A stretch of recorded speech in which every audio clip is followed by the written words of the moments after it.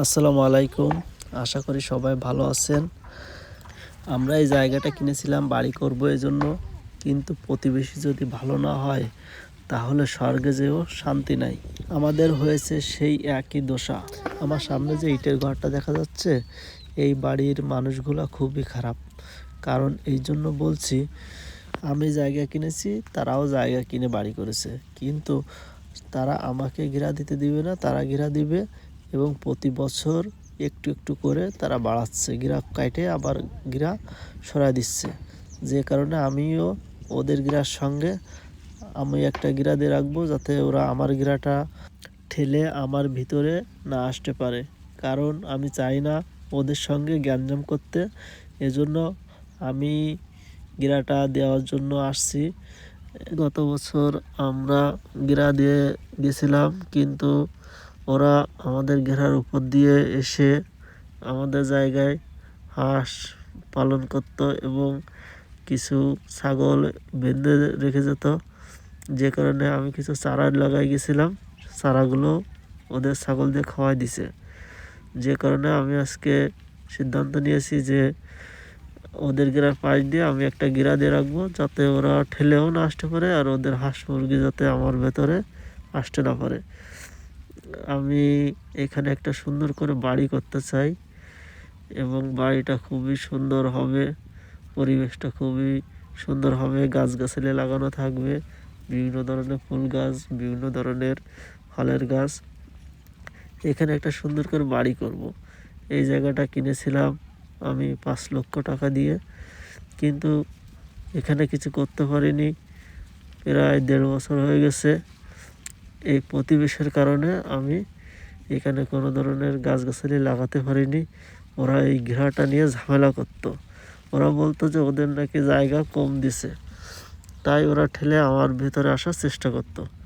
যে কারণে এই ঘেরাটা নিয়ে একটা ঝামেলা ছিল। এখন যার কাছ থেকে জায়গা কিনেছিলাম সে বলেছিল যে জায়গাটা মেপে দেবে, কিন্তু মেপে দেয়নি। আর আমিও প্রায় 3-4 মাস এই জায়গার খোঁজ নেয়নি। যে কারণে ওদের মতো করে ওরা একটা ঘেরা দিছে।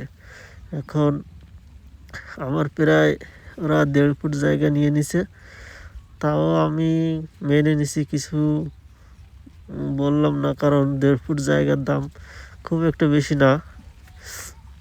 যে কারণে আমি ওদেরকে কিছু বলিনি, না বলে আমার মতন আমি একটা ঘেরা দিয়ে রাখতেছি, যাতে ওরা আমার ভেতরে আসতে না পারে। কিন্তু ওরা লোক খুব একটা সুবিধার না, এই জন্য আমি একটা ঘেরা দিয়ে রাখবো। আমি ওদেরকে বিভিন্নভাবে বোঝানোর চেষ্টা করেছি যে তুমি যার কাছ থেকে জায়গা কিনেছো, আমিও তার কাছ থেকে জায়গা কিনেছি, তোমার যদি কম দিয়ে থাকে তুমি তাকে বলো। কিন্তু ওনারা তাকে না বলে ওনারা আমার জায়গা ঠেলে আমার ভিতরে আসার চেষ্টা করে। যে কারণে আমি একটা ঘেরা দিব এবং ভবিষ্যতে এখানে পাকা পিলিয়ার দিব, যাতে জীবনে কোনো দিন ওরা আমার ভিতরে আসতে না পারে বা আসার সুযোগ না পায়। কারণ এই লোকগুলো বেশি একটা ভালো না, আর সামান্য একটু জায়গা নিয়ে মানুষের সঙ্গে গ্যাঞ্জাম করব, এই গ্যাঞ্জাম করাও আমার পছন্দ নয়। যে কারণে আমি আমার মতো করে ঘেরাটা দিব। অল্প একটু জায়গা ওরা নিয়ে নিছে, তাতে আমার কিছু হয় না, কারণ টাকা পয়সা দেওয়ার মালিক আল্লাহ। সে যদি দেয়, ভবিষ্যতে অনেক টাকা পয়সা ইনকাম করতে পারবো। এই জন্য তাদের সঙ্গে গ্যাঞ্জাম না করে আমার মতো করে আমি একটা ঘেরা দিয়ে রাখবো, যাতে তাদের ছাগল হাঁস মুরগি আমার ভিতরে না আসতে পারে, তাদের সঙ্গে যাতে কোনো ধরনের গ্যাঞ্জাম সৃষ্টি না হয়। এর জন্য এখন আমরা সেখানে কোনো কিছু তৈরি করতে পারিনি, বাড়ি করার মতো পরিবেশ করতে পারিনি। তবে 2-1 মাসের ভিতরে আমরা বাড়ি করার মতো পরিবেশ করব। এই অল্প জায়গার ভিতরে একটা আদর্শ বাড়ি করার ইচ্ছা আছে। একটা ঘর এবং হাঁস মুরগি, ছোট্ট একটা খামার করব, সেখানে দেশি হাঁস এবং দেশি মুরগি পালন করা হবে। আর পরিবেশটা এতটা সুন্দর করতে চাই যা দেখলে মানুষ মুগ্ধ হবে, মানুষের ভালো লাগবে, যা আমরা প্রতিনিয়ত ভিডিওর মাধ্যমে দেখাবো।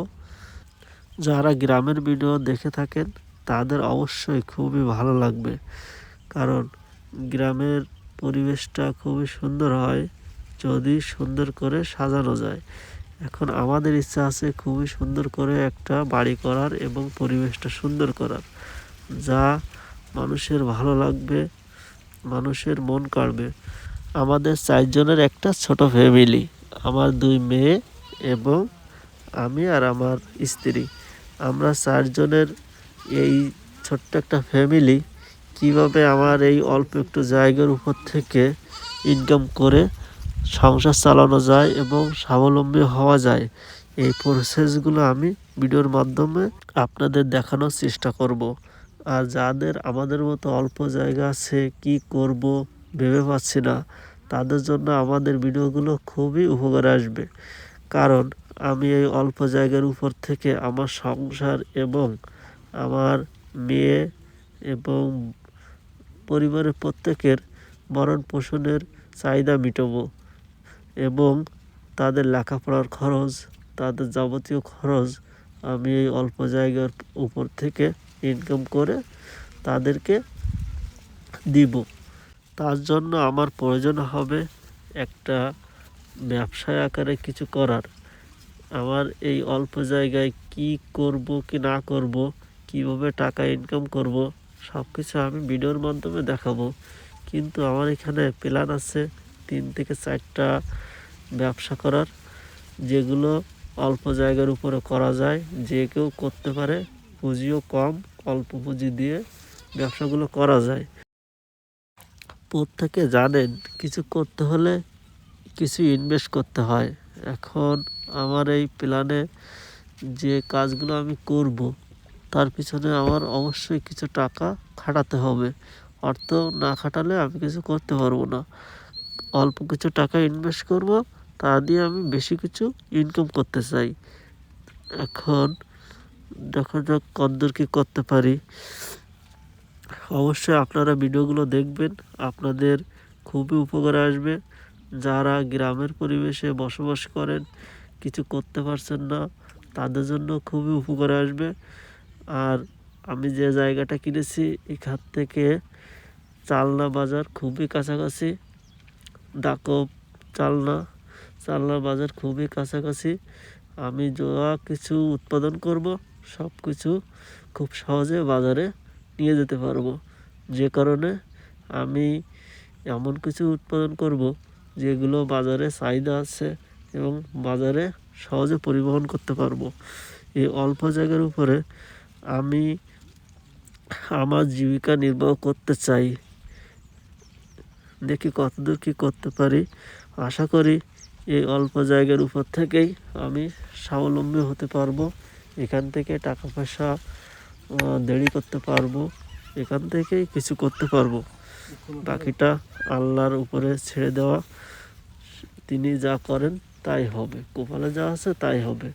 তারপরেও ইচ্ছা করলে ভাগ্য পরিবর্তন করা যায়। এখন আমার ভাগ্য পরিবর্তন করার জন্য আমি অবশ্যই চেষ্টা করব। চেষ্টা করলে সব কিছুই সম্ভব। আজ এই পর্যন্ত। সবাই ভালো থাকবেন, সুস্থ থাকবেন। খোদা হাফেজ।